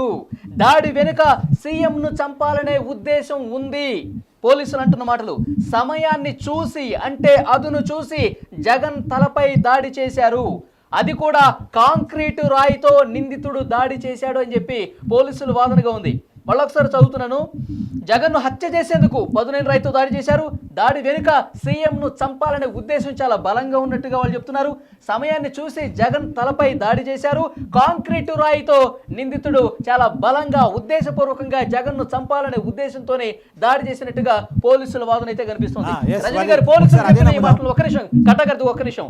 రజనీ గారు, పోలీసులు చేసినటువంటి ఈ వాదనను మీరే విధంగా చూస్తారు? సార్ నేను యాక్చువల్లీ ఏదైతే కోర్టు ఉందో ఆ కోర్టు దగ్గరికి వెళ్ళానండి. కోర్టు దగ్గరికి వెళ్తే అక్కడ ముద్దాయి ఎక్కడున్నారు, వచ్చారా రాలేదా అంటూ ఒక పోలీస్ ఆఫీసర్, మఫ్తీలో ఉండే అతను పోలీస్ ఆఫీసర్ కాదు, అతను అడిగా ముద్దాయి ఎక్కడ ఉంటాడు సార్, అక్కడెక్కడో పోలీసుల దగ్గర ఉన్నారంటే ఏమోనండి నాకేం తెలుసు, ముద్దాయి ఎక్కడ ఎందుకు ఉంటాడు, జడ్జి గారు ఛాంబర్ లో ఉన్నాడు అని అతనే చెప్పాడు. వెంటనే ఇంకొక అతను పోలీస్ అతని దగ్గరకు వచ్చి, సార్ అతన్ని మీరు చెప్పంగానే నేను జడ్జి గారి దగ్గర ప్రవేశపెడతాను సార్ అన్నారు. వెంటనే ఆ యూనిఫామ్ లేని అతను నా వైపే చూశాడు. ఎందుకు సార్ అబద్ధాలు, ఆ? ముద్దాయి మీ దగ్గరే ఉన్నాడని తెలుసు, మీరు మఫ్తీలో ఉండే పోలీస్ ఆఫీసర్ అని తెలుసు. ఎందుకు ఈ రకంగా తయారైపోయారు అంటే వెంటనే వెనక్కి వెళ్ళిపోయి మాట్లాడకుండా వెళ్ళిపోయిన పరిస్థితి చూసాం సార్. అంటే ముద్దాయి తనే ఒప్పేసుకుంటాడు నిజాన్ని నాకు అర్థమైపోయింది. ఎందుకంటే పోలీసులు వెనక్కి తిరిగి నుంచో అంటే వెనక్కి తిరిగి నుంచుంటున్నాడు, మాస్క్ గట్టి కట్టుకో అంటే కట్టుకో అంటున్నాడు, మేడం గారి దగ్గరకు వచ్చినా నువ్వు పలకరించొద్దు అంటే పలకరించను అంటున్నాడు. ఇంకోటి ఎవరికి కలవనివ్వకుండా దూరంగా పెట్టేస్తున్న పరిస్థితిలో నువ్వు ఒప్పుకో, బయటికి వెళ్ళగానే నీకు సిబిజెడ్ బైక్ కొనిస్తాం, బయటికి వెళ్ళగానే నీకు ఒక స్మార్ట్ ఫోన్ కొనిస్తాం, అది కూడా యాపిల్ i100 ఫోన్ లో ఏవేవో కొత్త మోడల్స్, ఇవన్నీ కూడా ఆఫర్లు చూపించి సిమెంట్ రాయ, గులక రాయ, స్టెరిలైజ్డ్ కత్త ఇవన్నీ కూడా వచ్చేస్తాయండి. అదే సీను చేసిలో ఒప్పుకున్నట్టుగానే ఇది కూడా జరుగుతుంది, జరగబోతుంది. కానీ ఆ కుటుంబాలు భయపడేది ఏంటంటే ప్రలోభ పెట్టినా దయచేసి ఒప్పుకోవద్దు, నువ్వే తప్పు చేయవన్న విషయం మాకు తెలుసు, రాష్ట్ర ప్రజలు నిన్ను నమ్ముతున్నారు, జడ్జి గారి ముందు చెప్పేసేయ్. ఎందుకంటే ఇందాక సార్ చెప్పినట్టుగా పోలీసుల ముందు ఎవరు ఏమైనా చెప్పేయచ్చండి. 161, 164 కి డిఫరెన్స్ ఉంటుంది. కానీ జడ్జి గారు ఏది 161 స్టేట్మెంట్ అంటారండి, 164 స్టేట్మెంట్ ఏదైతే జడ్జి గారి ముందు స్టేట్మెంట్ రికార్డ్ అయినప్పుడు పోలీసుల ముందు నేరాన్ని ఒప్పుకున్నప్పటికీ జడ్జి గారు అడుగుతారు, ఏమయ్యా నీకు కొట్టే అంత అవకాశం లేదు, నువ్వంతా విలువిద్యకారకుడు కాదు, నిజం చెప్పు నువ్వు కొట్టావా లేదా, అక్కడ ఏం చెప్పావు నాకు అనవసరం, ఇక్కడ చెప్పు నువ్వు కొట్టావా లేదా అంటే అయ్యా పోలీసు వాళ్ళు కొడితే నేను ఒప్పుకున్నానయ్యా, నాకే నేరం పాపం తెలియదయ్యా, ఈ కేసుకి నాకు సంబంధం లేదయ్యా అంటూ 2 చేతులు జోడించి ఎంతో మంది పోలీసుల ముందున్న స్టేట్మెంట్ కి జడ్జి గారు ఉన్న స్టేట్మెంట్ కి మార్పులు చేర్పులు జరిగిపోతే పోలీసుల దగ్గర ఇచ్చిన స్టేట్మెంట్ కొట్టి పక్కన పడేసినటువంటి పరిస్థితి అండి. ఎందుకంటే ఒక నేరగాడు తనంతట తాను నేరం ఒప్పుకున్నప్పటికీ పోలీసుల ముందు అది నేరంగా పరిగణించబడదు. ఒకవేళ తనంతట తాను నేరం ఒప్పుకున్నప్పటికీ జడ్జి గారి ముందున ఆధారాలు తీసుకురాలేకపోతే దాన్ని కూడా నేరంగా పరిగణించబడదు. ఎందుకంటే ఒక్కొక్కసారి భయపెట్టి డబ్బు ఆఫర్ చేసి వాళ్ళందరూ వాళ్ళే ఒప్పేసుకుంటారు.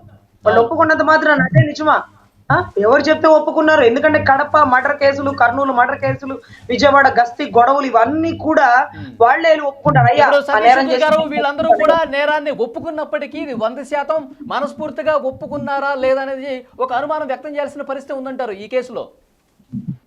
సార్ మనస్ఫూర్తిగా ఒప్పుకోవడానికి ఎవడు తనంత తాను నేరగాడిగా మారడండి.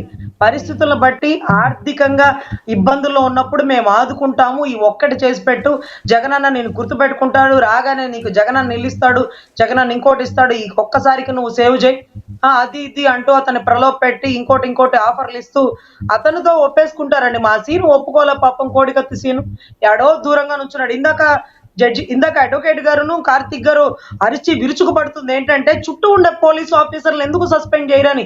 సార్ కోడికత్తి ఎన్ఐఏ కేసులో కూడా ఆయన చుట్టూ ప్రోటోకాల్ పిఏ ఉన్నాడు, గన్మెన్ ఉన్నాడు, పోలీస్ ఆఫీసర్లు ఉన్నారు, వాళ్ళందరినీ ఏమీ చేయకుండా సీను ఎమ్మట ఎందుకు పడ్డాడు సార్? అప్పటి నుంచి ఇప్పటి వరకు ఈ కార్యక్రమాల్లో ఎప్పుడు గవర్నమెంట్ ఎంప్లాయీలు ముఖ్యంగా పోలీస్ ఆఫీసర్లను ఇన్వాల్వ్ చేయట్లా. సిఐ శంకరయ్య కళ్ళ ముందు రక్తపు మడుగులతో పడి బుర్రె చీలిపోయింది కళ్ళతో చూసిన సిఐ శంకరయ్య అది గుండెపోటు అని చెప్పి ఈ రోజు డిఎస్పీ ప్రమోషన్ లో కూర్చోబెట్టినటువంటి గౌరవ్ జగన్మోహన్ రెడ్డి. ఇంకా కూడా పోలీసులు మన మాట వింటారంటే మనం నమ్ముదామా? లేదండి. పోలీసులు పూర్తి under control of Jaganmohan Reddy. So lawyer గారు యాక్చువల్గా 307 ఐపీసీ సెక్షన్ 307 అయినా అటెంప్ట్ మర్డర్, సో అది పెట్టినట్టు సమాచారం వస్తుంది. అంటే రాయి వేసిన వాడి మీదతో పాటు ఎంకరేజ్ చేసిన వాళ్ళ మీద కూడా ఇదే పెడతారా, లేకపోతే మార్పులు చేర్పులు అని ఉంటాయా? ఇది అసలు నిజంగా 307 పెట్టేంత అఫెన్స్ కాదు. ఎందుకంటే రాయితో హిట్ చేసినప్పుడు వ్యక్తి చనిపోయే ప్రమాదాన్ని నిజంగా వాళ్ళు చూపించగలరా అనేది అక్కడ క్వశ్చన్. ఎందుకంటే ఈ 307 పెట్టకపోతే ఇది గ్రీవియస్ హర్ట్ కిందకి రావాలి. ఓకే, హర్ట్ అవుతుంది అది. అప్పుడు గ్రీవియస్ హర్ట్ అంటే ఇంజురీ అనేది మేజర్ గా జరిగినప్పుడు దాన్ని గ్రీవియస్ హర్ట్ కింద తీసుకుంటాం. సో ఇప్పుడు వీళ్ళు గ్రీవియస్ హర్ట్ కింద తీసుకోకుండా ఏకంగా అటెంప్ట్ టు మర్డర్ పెట్టేశారు. అంటే కాంక్రీట్ రాయి అంటే ఎంత పదునైన రాయి, ఎన్ని అడుగులు రాయి అది?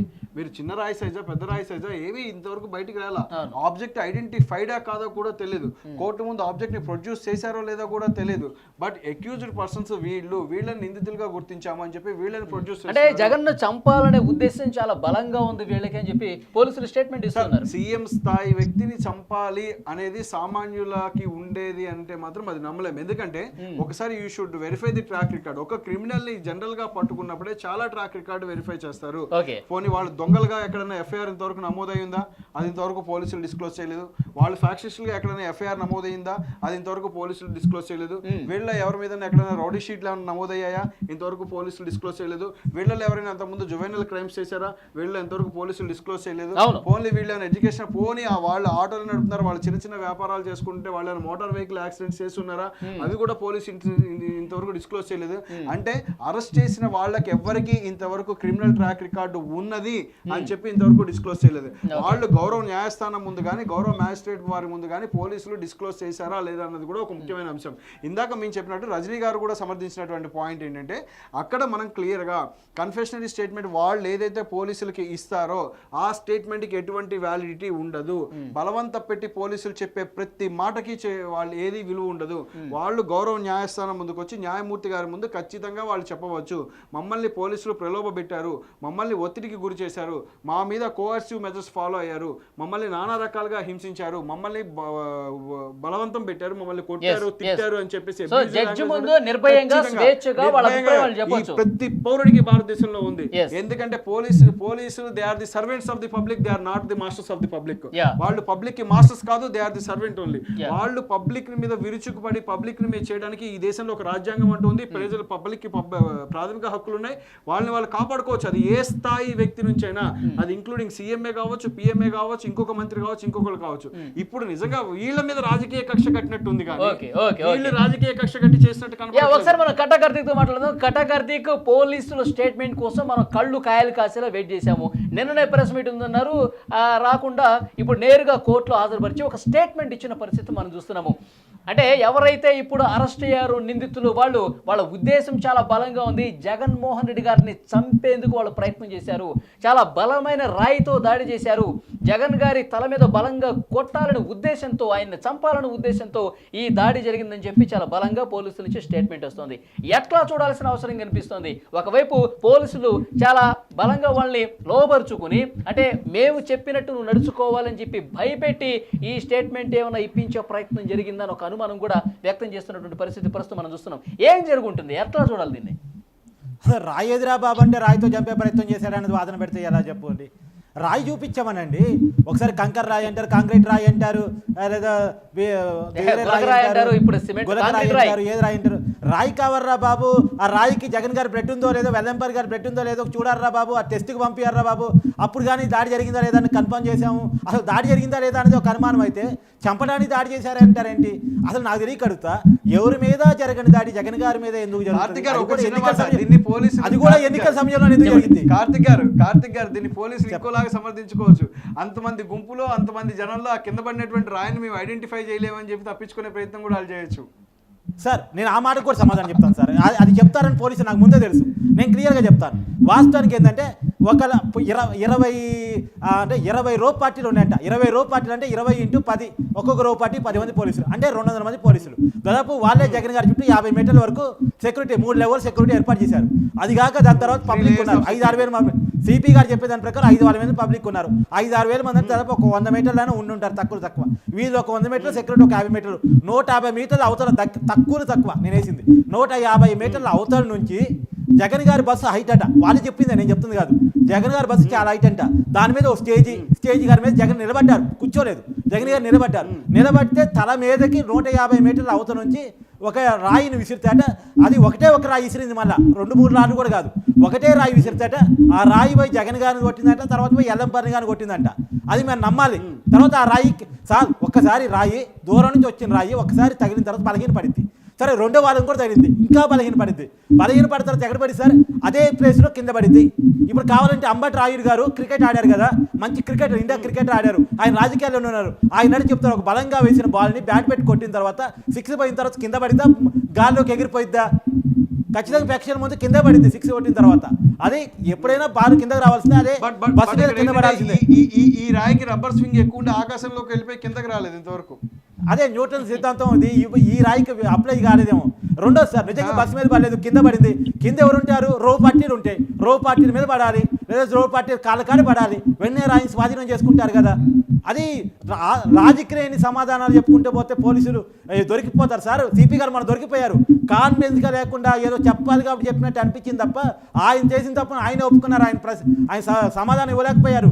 అందుకనే మనం ఒక సవాల్ విసిరితే నిన్న ప్రెస్ మీట్ పెట్టుకున్న డైరెక్ట్ కోర్టు మందికి వెళ్ళారు. అంటే ఒక ఐపీఎస్ స్థాయి అధికారి, సిపి స్థాయిలో ఉన్నటువంటి ఐపీఎస్ ఆఫీసరు అంటే లాజిక్ లేకుండా మాట్లాడేటువంటి పరిస్థితి ఉంటుందంటారా? అంటే ఎవిడెన్స్ లేకుండా సార్ నిజంగా ఆయన చెప్పిందే నిజం అనుకున్నాను సార్ నిజం ఆయన చెప్పిందే నిజం అనుకున్నాను సార్. ఒకటే రాయి విసిరి, అది కూడా 150 మీటర్ల అవతల నుంచి ఒక రాయి విసిరి డైరెక్ట్గా జగన్ గారికి కొట్టాడంటే ఇందాక మొదటి నుంచి మనం చెప్తాను వాడిని ఖచ్చితంగా వాళ్ళు నేర ప్రభుత్వం ఉంటే అది పక్కగా తీసిపెట్టి వాడిని భారతదేశం తరఫున ఒలింపిక్స్లో పంపించి వాడిని కనుక తీర్చిదిద్దుకోగలిగితే భారతదేశం ఒలింపిక్స్లో గోల్డ్ మెడల్ తీసుకొస్తాడు సార్. అతను గోల్డ్ మెడల్ తీసుకొస్తాడు.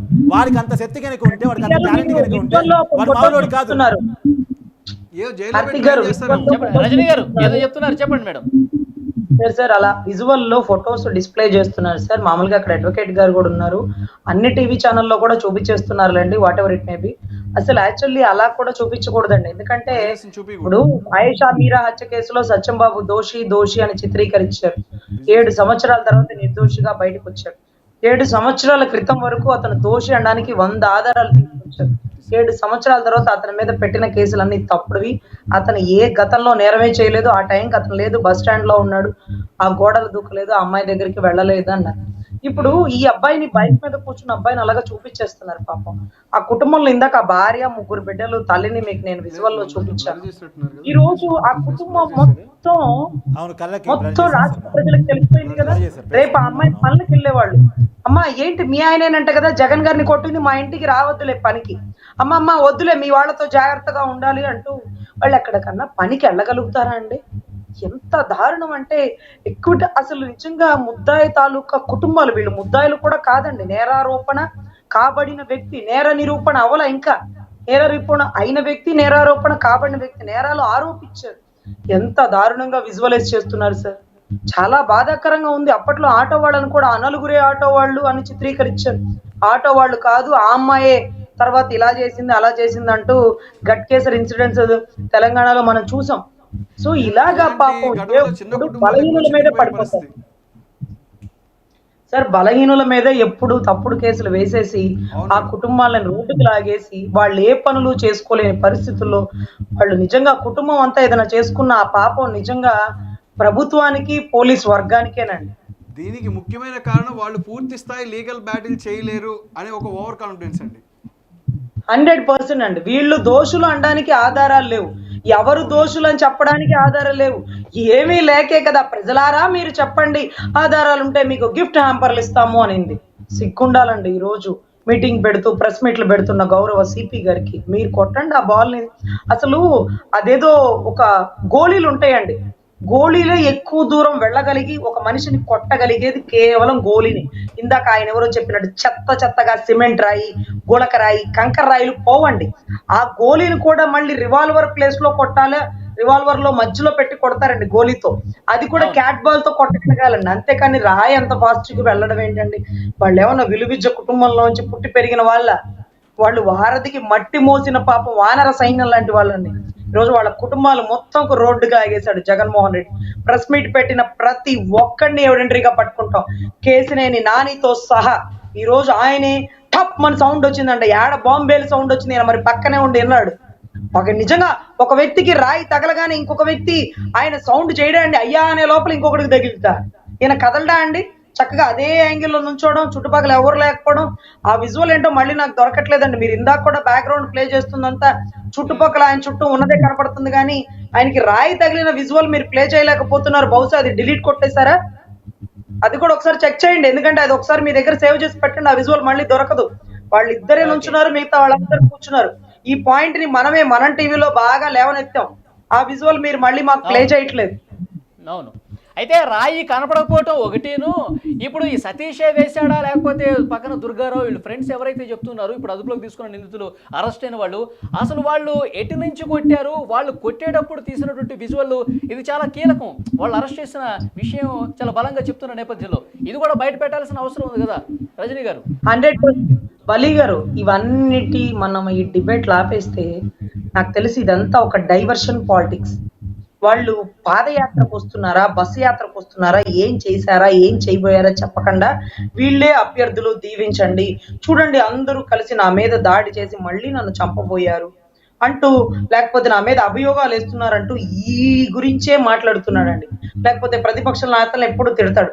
పాడిందే పాట పాచిపళ్ళ దాసరా ఇంక తప్ప వేరే సబ్జెక్ట్ లేదన్నామని కొత్తగా ఒక సబ్జెక్ట్ తీసుకొచ్చాడు. ఏం చేశాడో చెప్పడానికి మేము పథకాలు ఇచ్చాం అదేమన్నా పులివెందుల సొమ్మ, వాళ్ళ బాబు సొమ్మ.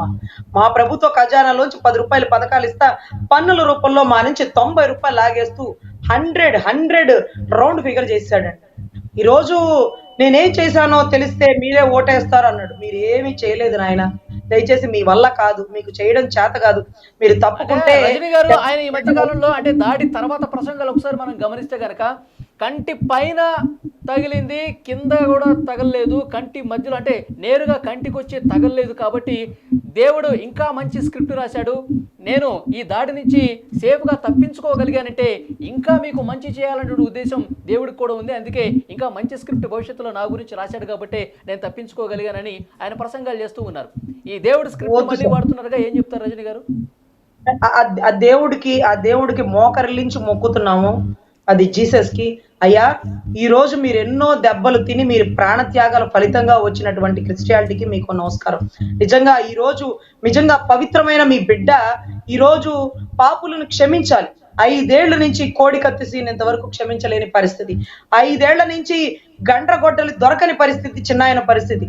మళ్ళీ కూడా దేవుడు నన్ను దీవించాడు అంటే దేవుడు ఆయన పక్షానే లేడండి, దేవుడు మా పక్షాన కూడా ఉన్నాడు.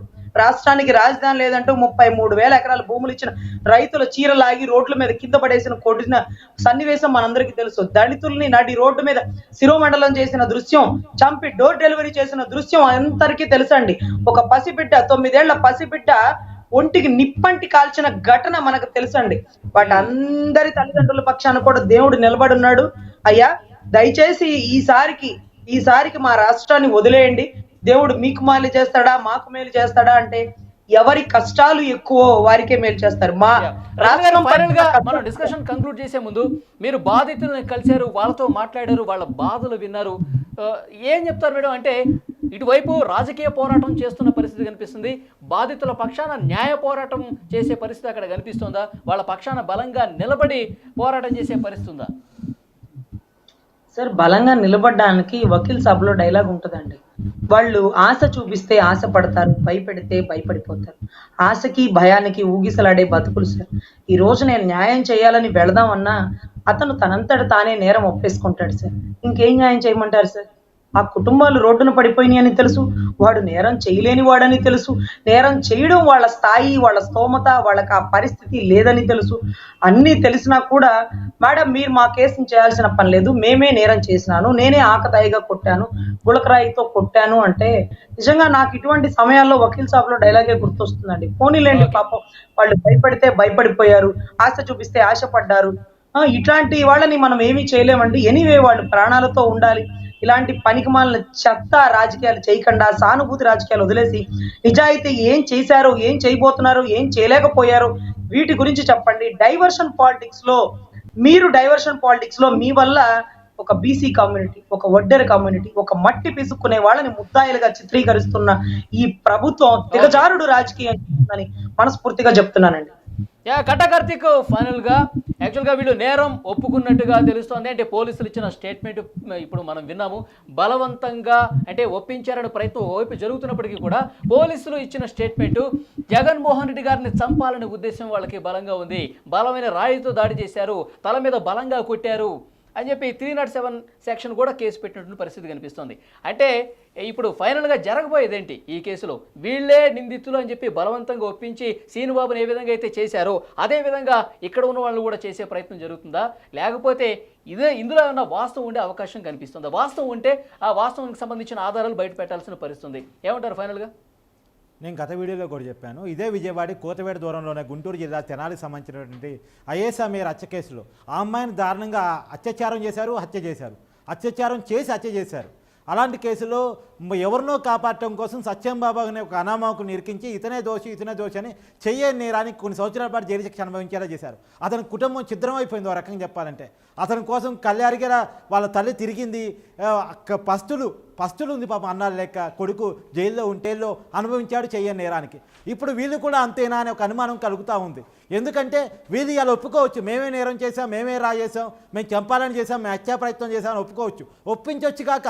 ఎందుకంటే ఇల్లు ఇప్పుడు 24 గంటలు గడిచేలోపు కోర్టు హాజరుపరచుకుని 48 గంటలు వాళ్ళ అదుపులోనే పెట్టుకున్నారంటేనే వాళ్ళని ట్రైన్ చేశారని మనకు అర్థం అవుతూ ఉంది. ఇవాళ ఒప్పుకొని ఉండొచ్చు, వాళ్ళు ఇవాళ న్యాయం జరగకపోవచ్చు, కానీ కొన్ని సంవత్సరాల తర్వాత అయినా వాళ్ళు రియలైజ్ అవుతారు, పరిస్థితిని గమనిస్తారు, వాస్తవాన్ని తెలుసుకుంటారు.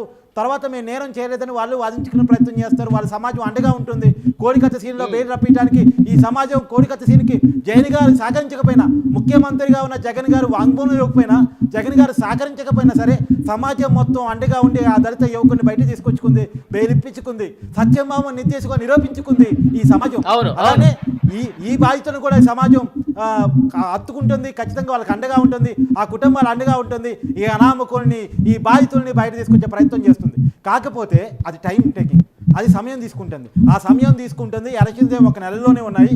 ఈ నెలలో ఒక అబద్ధాన్ని నమ్మటం కోసం ఒక ప్రయత్నం జరుగుతుంది. ఆ అబద్ధం మీద మాట్లాడే గొంతుకుగా మీడియాగా మనం టీవీ ప్రజలకి, బాధితులకి అండగా ఉంటుంది. వాస్తవాన్ని చర్చిస్తుంది, అనుమానాలను ప్రశ్నిస్తుంది, సమాధానాలను వెతకమని చెప్తుంది. ప్రజల కోర్టులో, న్యాయ వ్యవస్థలో, సమాజంలో న్యాయం జరగడంలో లేట్ కావచ్చు, కానీ ప్రజా కోర్టులో లేటు కావద్దని చెప్తుంది. ప్రతి ఒక్కళ్ళు ఆలోచించమని అడుగుతుంది. రాయి చూపించలేని రాయి దాడిని నమ్మాలని అడుగుతుంది. స్టిక్కర్ వేసుకొని గంట సేపు ప్రచారం చేయించిన సెక్రటరీని మీరు ఎందుకు సస్పెండ్ చేయలేకపోయారని అడుగుతుంది.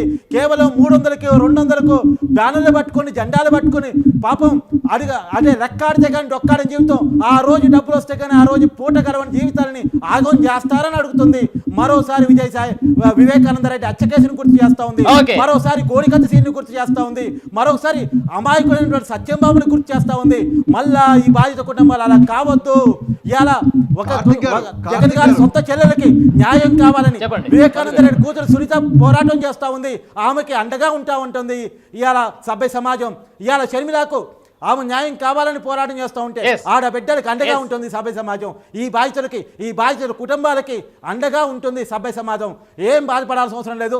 న్యాయం లేటుగా అయినా న్యాయం గెలుస్తుంది. చెప్పండి కార్తిక్ గారు, మరి రేపు ప్రభుత్వం మారితే వీళ్ళకి న్యాయం జరిగే అవకాశం ఉందా?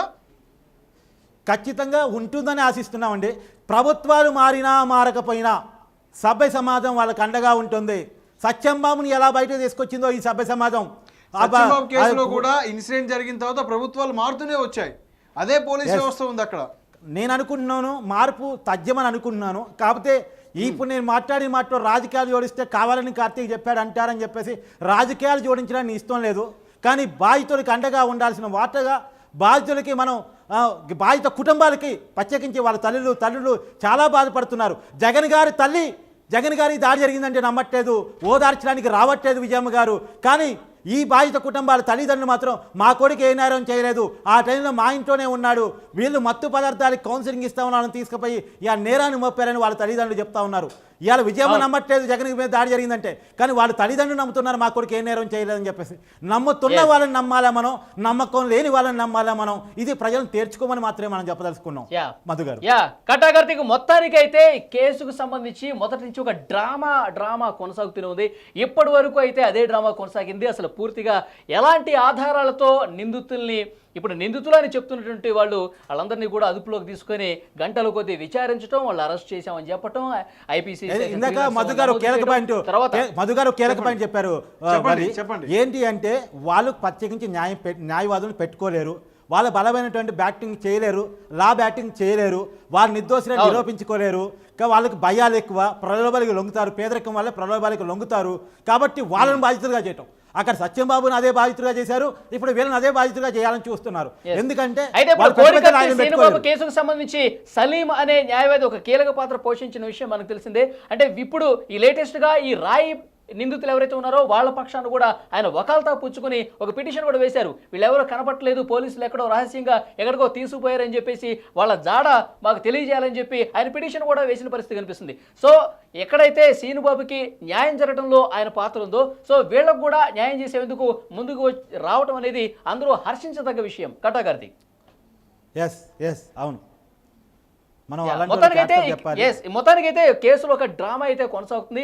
ముఖ్యంగా సిపి ప్రెస్ మీట్ పెట్టి పూర్తి ఆధారాలు ప్రజలకు చెప్పాల్సిన అవసరం కనిపిస్తుంది. రజనీ గారు చెప్తున్నారు పూర్తిగా ఇది ఒక బలవంతంగా వాళ్ళ చేత నిజం వాళ్ళు ఇందాక రజనీ గారు కూడా చెప్పారు. నేను అడుగుతున్నా, జగన్ గారి ఫస్ట్ స్పందన ఏంది? నా మీద ఇక్కడ తగిలింది, ఇక్కడ తగిలితే ఏమయ్యి ఉండేదో, నాకు దేవుడు ఇంకా స్క్రిప్ట్ రాసిచ్చాడని చెప్పేసి మాట్లాడారు. సహజంగా జగన్ గారు ఏం మాట్లాడారు అనుకున్నాం, అరే నా మీద దాడి చేస్తే స్టిక్కర్ వేసి ప్రచారం చెప్పడానికి పర్మిషన్ ఇచ్చారు, నా మీద దాడి జరిగితే రాయిని పట్టుకోలేకపోయారు, నా మీద దాడి జరిగితే నైట్ ఓవర్ నైట్ ఆ రాయి విషయం పట్టుకోలేకపోయారు, కాబట్టి ఈ పోలీస్ వ్యవస్థ వేస్తూ సిబిఐకి నా కేసును అప్పచెప్పండి అని వాదిస్తారని బలంగా డిమాండ్ చేస్తారనుకున్నాను. అదేందో తెలియదు, టీడీపీ వాళ్ళు, బీజేపీ వాళ్ళు, జనసేన వాళ్ళు సిబిఐ ఎంక్వైరీ చేయించని అడుగుతున్నారు, కానీ జగన్ గారు అడగట్లేదు, వైసీపీ వాళ్ళు అడగట్లేదు. అరే వైసీపీ నాయకులు చెప్పదలుచుకున్నా, నేను వైసీపీ నాయకులకు చెప్పదలుచుకున్న అంబటి రాంబాబు గారికి, రోజా గారికి రోజు పొద్దున్న లేస్తే జగన్ గారిని మాట అన్నీకుండా మాట్లాడే మనుషులు కదా వీళ్ళు. అరే జగన్ గారి మీద దాడి చేస్తే అసలు దోషులు పట్టుకోవడానికి 64 గంటలు పట్టిందని వాళ్ళే చెప్తున్నారు. అంటే వీళ్ళు దోషులా కాదా, నిందితులా కాదా పక్కన పెట్టండి. సరే వీళ్ళే నిందితులైనా తప్ప, వీళ్ళ నిందితులైనప్పుడు కూడా వీళ్ళని పట్టుకోవడానికి ఇంత క్రాయం పట్టింది. రెండోది ఇంతవరకు రాయిని పట్టుకోలేకపోయారు. రెండోది దెబ్బ తగిలిన వ్యక్తిని కుట్టేపించుకోవాల్సిన వ్యక్తిని బాధితుడిని పట్టుకొని గంటపాటు ప్రచారం చేయించుకొని ఇచ్చారు. కాబట్టి ఇది ఈ పోలీసులతో సాధ్యమయ్యేది కాదు. ఖచ్చితంగా సిబిఐతో ఎంక్వైరీ జరిపించాలి అని అడగమని దమ్ముంటే డిమాండ్ చేస్తుంది. ముఖ్యమంత్రి వైఎస్ జగన్ డిమాండ్ చేయట్లేదు. గతంలో కూడా వివేకానంద రెడ్డి హత్య కేసుకు సంబంధించి ఆయన హైకోర్టులో సిబిఐతో డిమాండ్ చేయాలని చెప్పారు, కానీ ఆయనే మళ్ళీ ఉపసంహరించుకున్న పరిస్థితి కనిపిస్తుంది అధికారంలోకి వచ్చిన తర్వాత. ఇప్పుడు కూడా ఈ కేసు నిజానిజాలు వెలికితేయడంలో సిబిఐ వేయాలా, సిబిఐ డిమాండ్ చేయాలా, సిబిఐ వచ్చి పూర్తిగా నిజాలు బయటకు తీయాలా, వీళ్ళు అసలైన నిందితులు అవునా కాదా అనేది ప్రపంచానికి చెప్పాల్సిన అవసరం కనిపిస్తుంది. ఇప్పుడు సిపి కూడా వీళ్ళని అరెస్ట్ చేశారు. సో వీళ్ళకి సంబంధించిన ఆధారాలు బయట పెట్టాలి, పబ్లిక్ డొమైన్ లో పెట్టాలి. సతీష్ అనే వ్యక్తి చెట్టు చాటు నుంచి రాయి వేశాడు, కాంక్రీట్ రాయితో వేసి కొట్టాడు, జగన్ గారిని బలంగా చంపాలనే ఉద్దేశంతో కొట్టాడని చెప్పేసి అంత బలంగా చెప్తున్నటువంటి పోలీసులు, అంత బలంగా స్టేట్మెంట్ ఇస్తున్నటువంటి పోలీసులు పూర్తి ఆధారాలు బయట పెట్టాల్సిన అవసరం కనిపిస్తుంది. మనం టీవీ డిమాండ్ చేస్తోంది. ఒకవైపు ఈ ఆధారాలు బయట పెట్టాలా, మరోవైపు సిబిఐతో డిమాండ్ చేయాల్సిన, సిబిఐతో విచారణ జరగాల్సినటువంటి అవసరాన్ని కూడా నొక్కి చెప్తోంది మనం టీవీ. సో చూద్దాం భవిష్యత్తులో ఏం జరగబోతుందో. ఎలక్షన్కి చాలా తక్కువ సమయం ఉంది, దీన్ని రాజకీయంగా వాడుకోవాలని చెప్పి అందరూ ప్రయత్నం చేస్తున్నటువంటి ఈ పరిస్థితుల్లో అసలు వాస్తవాలు అనేవి అతి త్వరగా వేగంగా బయటకు రావాల్సిన అవసరం అయితే కనిపిస్తుంది. మరోవైపు నిందితుల తల్లిదండ్రులు ఎవరైతే ఉన్నారో, పేరెంట్స్, వాళ్ళు చాలా ఆవేదనతో, బాధతో రోడ్డు మీదకి వచ్చి ఆందోళనగా చేస్తున్నటువంటి పరిస్థితి కనిపిస్తుంది. గతంలో ఎవరైతే ఇంతకుముందు సీనుబాబు గురించి మనం మాట్లాడుకున్నాం, అలాంటి పరిస్థితి ఉంది, అలాంటి డ్రామాని ఇక్కడ జరుగుతుంది, మమ్మల్ని కాపాడండి, మా పిల్లల్ని బయటకు తీసుకురావడం అని చెప్పి వాళ్ళు చాలా ఆవేదనగా చెప్తున్నటువంటి సిచ్యువేషన్ మనం చూస్తున్నాం 2 రోజుల నుంచి. సో వీటన్నిటికీ తెరపడాలి. అసలు నిందితులు ఎవరైతే ఉంటారో, వీళ్ళు అమాయకులని చెప్తున్నారో, అసలు నిందితులను పట్టుకోవాలంటే మనం ఇంతకుముందు మాట్లాడుకున్నట్టు సిబిఐతో తప్పకుండా 100% విచారణ జరగాల్సిన అవసరం అయితే కనిపిస్తోంది. సో చూద్దాం భవిష్యత్తులో ఏం జరుగుతుందో. డిస్కషన్లో పార్టిసిపేట్ చేసినందుకు రజనీ గారు థ్యాంక్ యూ, కటా Karthik thank you very much, and Madhu గారు థ్యాంక్ యూ సార్.